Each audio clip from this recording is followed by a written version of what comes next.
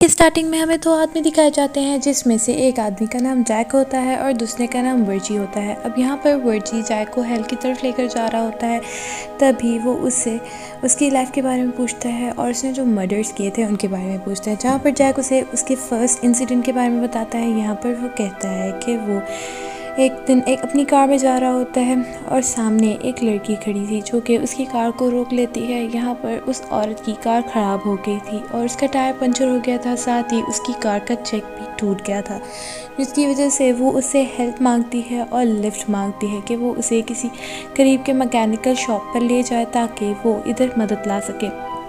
अब यहाँ पर जैक उसकी मदद के लिए मान जाता है और वो दोनों कार में बैठकर एक मैकेनिक शॉप की तरफ जाने लगते हैं। जिसके दौरान जब वो औरत कार में होती है तो वो जैक से कहती है कि तुम्हारी शक्ल बिल्कुल एक सीरियल किलर जैसी लगती है, जिस पर जैक को बहुत ज़्यादा गुस्सा आता है। जब वो वहाँ पहुँचते हैं तो वो औरत बाहर जाती है और अपने जैक को ठीक करवाती है। अब यहाँ पर जैक उसे वापस लेकर आ जाता है। यहाँ पर जैक उसी कार को ठीक करता है और जब वो दोबारा उसकी मदद कर रहा होता है तो वो जैक दोबारा से टूट जाता है, जिस पर जैक को बहुत ज़्यादा गुस्सा आता है।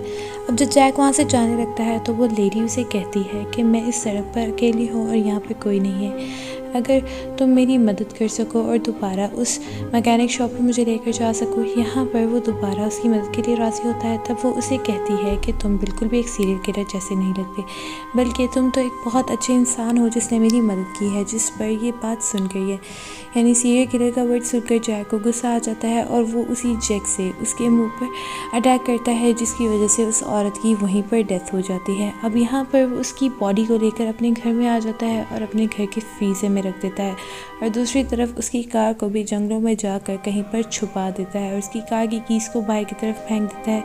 अब यहाँ पर दूसरा इंसिडेंट बताया जाता है जहाँ पर जैक एक लड़की का पीछा कर रहा होता है और वो वूमेन जब अपने घर के अंदर चली जाती है तो जैक भी उसका पीछा करते हुए वहाँ पर आ जाता है और गेट खोलने लगता है, लेकिन वो लॉक होता है। यहाँ पर वो बेल बजाता है तो वही औरत बाहर आती है और उससे पूछती है कि वो कौन है, जिस पर वो कहता है कि वो एक पुलिस ऑफिसर है। पर जैक उसे एक पुलिस ऑफिसर कहकर इंट्रोड्यूस करवाता है। यहाँ पर वो उसे ये कहता है कि वो यहाँ पर कुछ इन्फॉर्मेशन लेने के लिए आया। तभी वो औरत उसे बैच अपना पुलिस बैच दिखाने के लिए कहती है। तभी उसकी नज़र उसके हस्बैंड की पिक्चर पर जाती है तो उसे पता चलता है कि उसके हस्बैंड की डेथ हो गई है। यहाँ पर उसे कहता है कि वो इंश्योरेंस कंपनी से आया है और यहाँ पर वो कहता है कि उसने पुलिस ऑफिसर कहकर इसलिए उसे अपने आप को इंट्रोड्यूस करवाया क्योंकि ये उनकी ट्रेनिंग में शामिल होता है।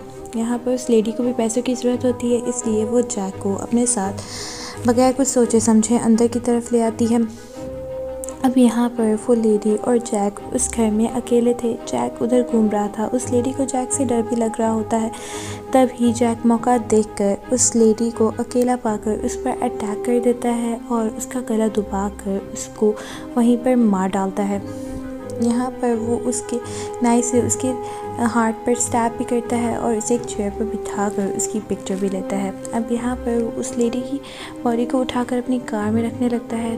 तभी वो दोबारा से अंदर जाता है और सब चीज़ों को सेट कर देता है और वहाँ से सारे एविडेंसेस को भी मिटा देता है कि जैसे यहाँ पर कुछ भी ना हुआ हो।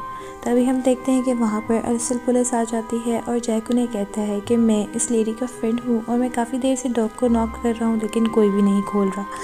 यहाँ पर वो ऑफिसर भी अंदर जाता है और जब सब कुछ चेक करता है तो उसे सब कुछ नॉर्मल लगता है। यहाँ पर वो जैक को वापस जाने के लिए कहता है और यहाँ पर जैक अपनी कार में वापस निकल जाता है और पीछे उसकी कार से उसी लेडी की बॉडी बंधी हुई होती है, जिसकी वजह से पूरा खून के ट्रेसेस पूरे रोड पर लगते जाते हैं। अब जैक जब घर पहुंचता है तो इस सब कुछ देखकर बहुत ज़्यादा परेशान हो जाता है और घबरा जाता है। तभी वहाँ पर बारिश स्टार्ट हो जाती है और उसे कुछ भी नहीं करना पड़ता और सारे खून के निशान वहाँ से धुल जाते हैं, जिसकी वजह से जैक बहुत ज़्यादा खुश होता है। अब यहाँ पर वो जब बॉडी को देखता है तो उसकी बहुत बुरी हालत होती है। तभी वो उसे लाकर अपने घर के फ्रीज़र में रख देता है और यहाँ पर हम देखते हैं कि जिन लेडीज़ की उसने डेथ मारा था उन सब की पिक्चर्स उसके वॉल पे थी। यहाँ से सीन शिफ्ट होता है और हम जैक का बचपन देखते हैं। यहाँ पर वो छोटे डक के बच्चों के पैर काट रहा होता है, यानी जैक को शुरू से ही मर्डर्स का बहुत ज़्यादा शौक था और वो इस चीज़ को एंजॉय करता था। अब यहाँ पर हम देखते हैं कि इसके अलावा भी उसने बहुत से मर्डर्स किए होते हैं। यहाँ पर एक दिन से उसकी फ्रेंड पर बहुत ज़्यादा गुस्सा आता है, जिसकी वजह से वो उसका गला दबा देता है और उसे मार डालता है। यहाँ पर इसकी लाश को भी वो अपने घर के फ्रीज़र में रख देता है। अब दूसरी तरफ हम देखते हैं कि जैक एक दिन रोड पर जा रहा होता है तभी वो एक आदमी को जाते हुए देखता है और अपनी कार से उसे हिट करके मार डालता है और उसकी बॉडी को घर हटाकर अपने फ्रीज़र में रख देता है।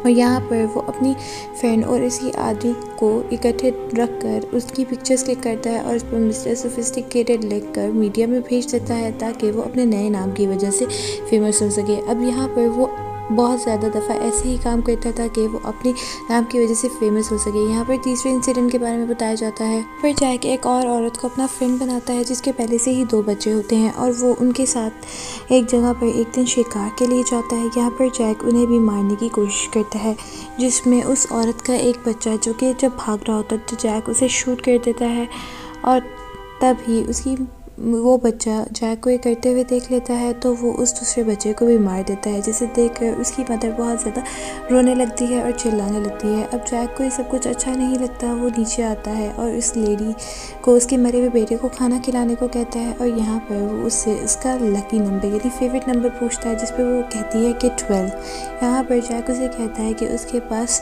12 मिनट है यहाँ से भागने के लिए, लेकिन वो लेडी यहाँ से नहीं भाग पाती जिस पर जैक उसे मार देता है और यहाँ पर वो तीनों बॉडीज़ को अपने घर पर ले आता है और यहाँ पर उनके हंसते हुए पिक्चर्स बनाता है।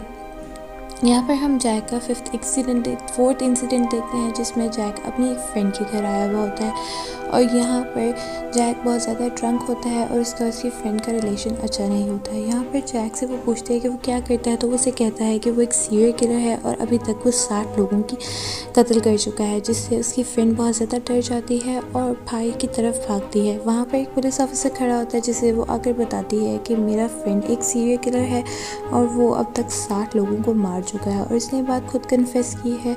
जिसके बाद वो पुलिस ऑफिसर देखता है कि जैक भी बाहर आ जाता है और आपस में उन दोनों की लड़ाई होने लगती है, जिस पर वो समझता है कि शायद इनका आपस में ही कोई मसला है और वहाँ से वो चला जाता है। अब यहाँ पर जैक और वो दोनों अंदर आ जाते हैं जिस पर जैक की उससे लड़ाई होती है और वो उसको मान देता है और यहाँ पर वो उसे बहुत ज़्यादा टॉर्चर करता है और आखिरकार वो उसे एंड में मार डालता है।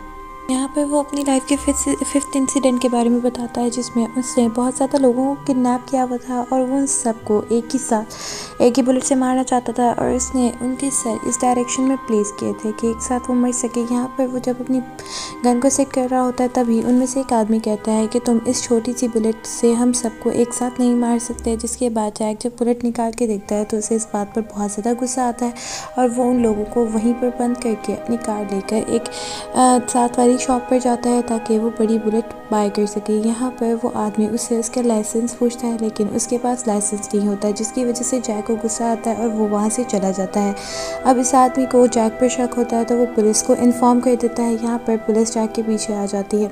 यहाँ पर दूसरी तरफ हम देखते हैं कि जैक अपने फ्रेंड के पास जाता है उसे बुलेट मांगने के लिए, लेकिन उसका फ्रेंड भी उसे बुलेट देने से इनकार कर देता है और वो कहता है कि पुलिस तुम्हारा पीछा कर रही है। यहाँ पर जैक को वो बिठा देता है और साथ में पुलिस को फ़ोन करने लगता है। यहाँ पर जैक पर बहुत ही ज़्यादा क्लेवर होता है, वो उस अपने फ्रेंड को अपनी बातों में उलझा कर एक नाइफ़ की मदद से उसके गले में स्टैब करता है, जिसकी वजह से उसकी फ्रेंड की वहीं पर डेथ हो जाती है और फिर वो बुलेट को लेकर उसी शॉप पर वेट करता है ताकि वहाँ पर वो ऑफिसर आए। जैसे ही वो ऑफिसर आता है तो जैक उसे शूट करके मार डालता है। अब यहाँ पर उसकी कार को लेकर जैक अपने घर पर आ जाता है। यहाँ पर वो घर जब पहुँचता है तो वो उस आदमी को वही बुलेट दिखाता है जिसने उसे कहा होता है कि तुम हमें इस बुलेट से नहीं मार सकते। अब यहाँ पर वो जब गन को लोड कर ही रहा होता है और निशाना बांध रहा होता है तभी वहाँ पर उसे अपने कमरे से किसी की आवाज़ आती है जैसे कोई आदमी हो। यहाँ पर जब वो अपने कमरे में चेक करने के लिए जाता है तो वो वहाँ पर देखता है कि आदमी बैठा होता है जो कि हमने मूवी के स्टार्टिंग में देखा था, जिसका नाम वर्ज था। अब यहाँ पर वर्ज उसने जितनी भी डेथ्स की थी उनसे एक घर बनाने के लिए कहता है।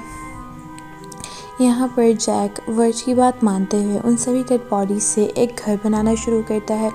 यहाँ पर जब वो घर तैयार हो जाता है तो यहाँ पर वर्ज उसे अंदर जाने के लिए कहता है, जिसके बाद हम देखते हैं कि उसके अंदर एक होल होता है। अब जैसे ही जैक वहाँ जाने लगता है तभी वहाँ पर पुलिस आ जाती है और उसे शूट करके मार डालती है। यहाँ पर वो उसी होल के अंदर गिर जाता है और यहाँ पर हम देखते हैं कि वर्ज जैक को हेल की तरफ लेकर जा रहा होता है। यहाँ पर उसने जितने भी मर्डर्स किए थे उसे सज़ा मिलने वाली थी।